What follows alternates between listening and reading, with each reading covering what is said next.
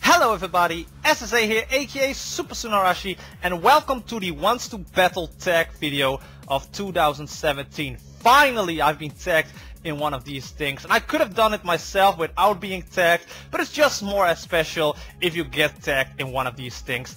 And that's why I'm so grateful, and a big thank you to Les Lindy for being the one that tagged me into this. And also a big thank you of course to Birdkeeper Toby, the inventor of this tag video. Both of the channels will be down in the description below, so be sure to check them out both, because they are both two amazing people in this community.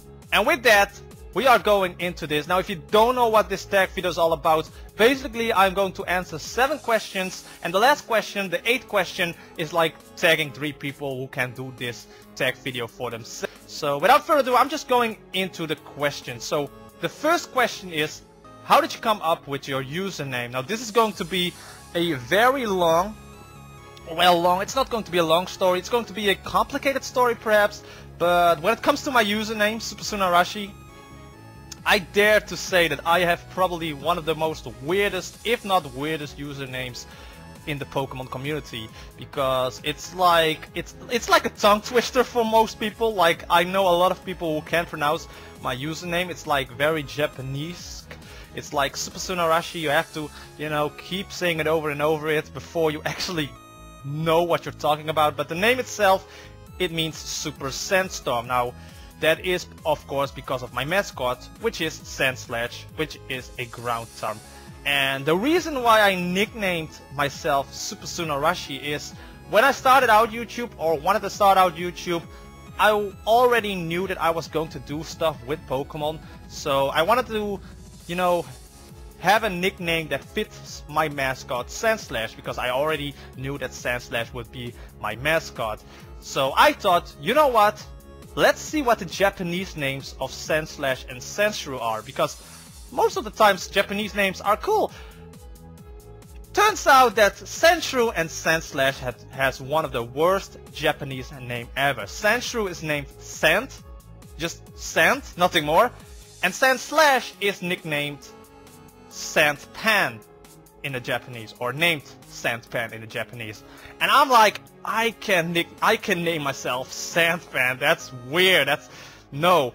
So then I found out that Sandslash was originally going to be named Sandstorm in Pokemon before the whole game actually came out. And I was like, what's Sandstorm in the Japanese? And it turns out Sandstorm in the Japanese is SunaArashi. And I was like, that's amazing. SunaArashi actually, fits me as a person. I was like, that's a cool name, but it misses that little bit of oomph in that name to actually, make it complete, because I have ADD, HDAD, I can be a little bit, all over the place. So I thought, why not put Super in front of it? Because SuperSunaArashi rolls much easier from the tongue like that, and it's like unique, and it fits me as a person. I was like, that's gonna be it. I know people are going to look weird with that name, but I'm like, I like it. That's basically it. That's the whole story. Alright, so question number 2. What's the coolest item of Pokemon merch you've got this year? So I'm going to show you 3 items. The first one is what I got from Summer in the City, and that's this little thing. It's adorable. Look at it. It's the Alolan Sandshrew form. It's so cute. It's so chubby. It's so adorable. Just look at him. You just want to pinch his cheek like that. I bought this at Summer in the City in London, which was the very first time I was in London, and the whole trip itself, it was awful. I'm not going to talk about that. It has to do with, traveling with the plane and that kind of such, and it involves money, and I don't want to talk about that. Enough about that. But I saw this little fella at the dealer shop there in Summer in the City, and I had to buy it. It was that opportunity, and it was like, a sort of souvenir for me to remind me of the good times that I had in Summer in the City, which I will come up later in this, but it's so adorable, so cute. The really thing I love about Alolan Sandshrew is the blue eyes it has, the color blue here. It's so I love it. The other thing I am going to show you is Pichu. Now, for you guys who don't know me, I love fairs, like carnivals, fairs, like gambling, if you may call it. And every year in August, they have like a carnival here in my city where I live, to celebrate like independence for my city and that kind of stuff. And they had a grappling hook machine, and I won a Jigglypuff there, but I really got my eyes on this cute little Pichu plushie because I've spent a lot of money to get this, because it was like standing there and I was like, I'm gonna grab it, and I almost had it and then didn't win it. So at that point I was like, okay, now you're teasing me, Pichu, I need to grab you, and eventually I got it. And yeah, there's nothing more to say. You can, you know, be philosophical, like never give up on your dreams like that, but I don't know, I like Pichu more than Pikachu or Raichu, and it's so cute, it's so adorable, just like Sandshrew. They're just so cute and adorable together. For my birthday, from a friend of mine, this keychain which gave slide, and I can't zoom in with my, I can try, but it's basically like you can see Chikorita in there, and I don't know, it's something sweet that a friend of mine gave me for my birthday, and I lost a keychain earlier, so I needed a new one, and this was perfect. So that were the coolest items of Pokemon merch I've got this year. So question number 3 is, which of your videos are you most proud of making this year, excited to make next year? So from this year it has to be 2 things. First off, the My Pokemon Evil Team video I did earlier this year in the summer, which also was invented by Birdkeeper Toby, so again thank you for that, because it's almost my biggest viewed video besides the Sandslash animated music video I made like 2 years ago, and I really went all in that video with like the whole idea of storyline and that kind of stuff, and I'm so proud that I actually put so much effort with that in terms of story, and I'm so proud of making that video. And the other video I'm most proud of making is the Hypno Lullaby movie I made, which was like a glimpse of an idea that I had, like I need to do something for Halloween.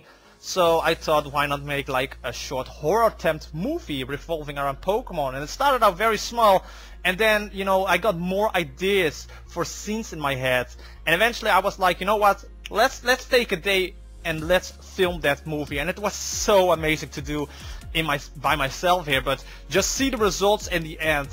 It really shows that I love acting and improvising, and it's something I want to, you know, do more in the future, and I already had plans to do like acting classes and that kind of stuff. So question number 4, what is your best Pokemon memory this year? That has to be what I've mentioned earlier, go to Summer in the City, because I've met so many people there. I've met Birdkeeper Toby, I've met PD Winnel, I met Ace Trainer Liam, and I met a lot of people who share the same passion as me, and it was just amazing to be there. And even though the trip there and the trip back was like hell, it was still fun to meet all those people who share the same passion and just, you know, be there like a goofball and have fun. And it's one of the best experiences I've had, and at the same time it was one of the worst experiences in terms of travel. But the whole going there, meeting people, sharing the passions, meeting people that are actually a little bit bigger on YouTube, and just, you know, hear from their experiences what they are doing. It was just so fun. And another great Pokemon memory is I was replaying Pokemon Diamond, and I've got a shiny Silcoon suddenly, and that was just a fun little memory, because that eventually evolved into a shiny Beautifly, and I went to the Pokemon League battling Cynthia with that shiny Beautifly. It's a very weird random Pokemon memory from this year, but it's one of my favorites, together with the whole trip to Summer in the City. So question number 5 is, what advice would you give to someone starting out on YouTube? Now I have 3 things actually to say about this. First one, be yourself. People are going to notice if you're not being yourself on YouTube. If people want to watch people act somebody out who they are not, they would watch Netflix or a movie. Always be yourself. People eventually will think you're cool, in the sense of, wait, let me actually rephrase that. Eventually, people will watch you because of you. People will watch you and find out about you because who you are and not who you acting to be. So be yourself, be motivated, always tend to go out to the fullest. If you want to experiment on YouTube, go ahead. That's what YouTube for. It's about creating content, being, creative, and only that way you can, stand out above the rest. You need to innovate and try some stuff out that other people, did not think about doing. And the third one, and that's very simple, is just have fun. Don't go into YouTube with the thought of like earning easy bucks or money. Eventually, especially now, because YouTube is not a place to earn money. It's not a dream job at the moment, I can tell you that. But have fun, be yourself, and be innovative. Those are the 3 tips that I can give you, and the rest is just based on luck. I mean, YouTube is kind of like Pokémon. It's RNG. It's based on luck. You have to just be that lucky to eventually reach an audience and to grow as a channel. Question number 6. What can your viewers expect from you next year? I don't actually have something others. I just want to keep going on what I am doing.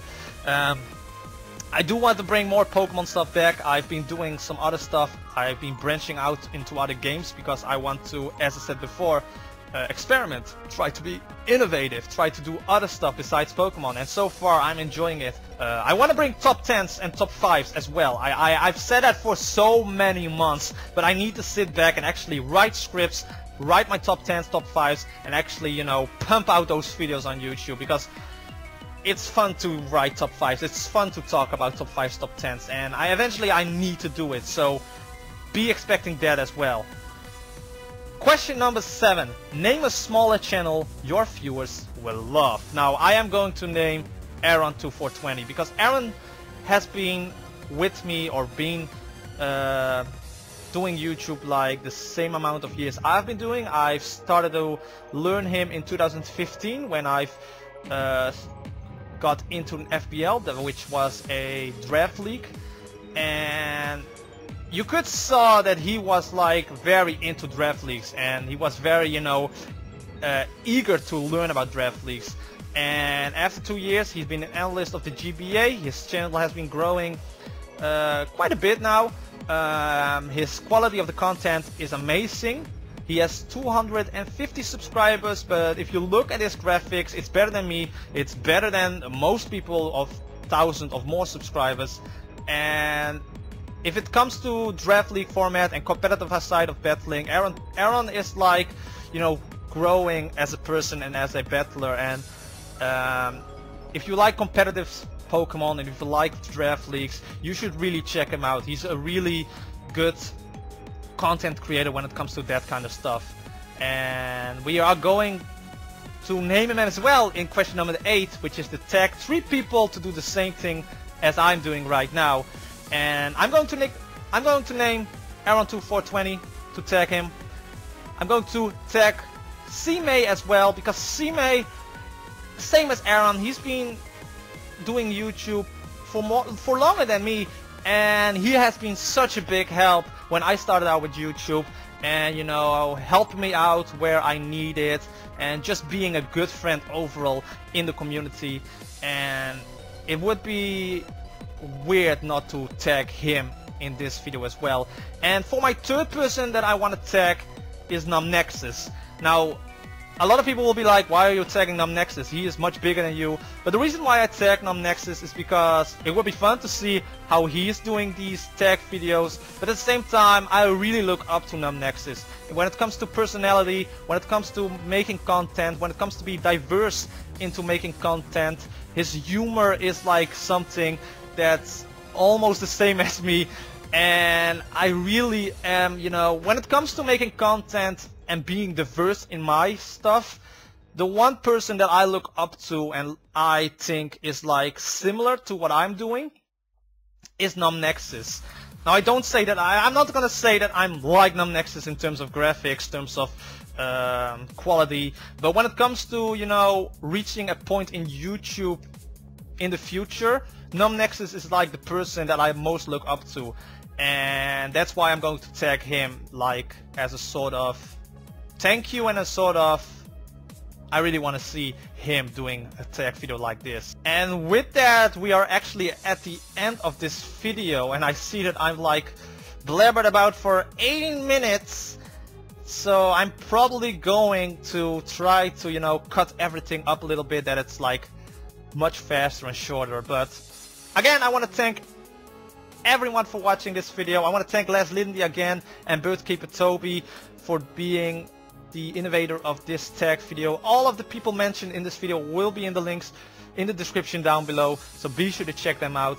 And with that, if you enjoyed this video, don't forget to hit the like button, comment, share this video with others, slash the subscribe button down below, and hit the bell icon, because then you will get notified every time I upload a new video, and that is sincerely appreciated. And with that, I'm going to end this video. Thank you guys so much for watching, and I will see you guys in the next video. Bye bye!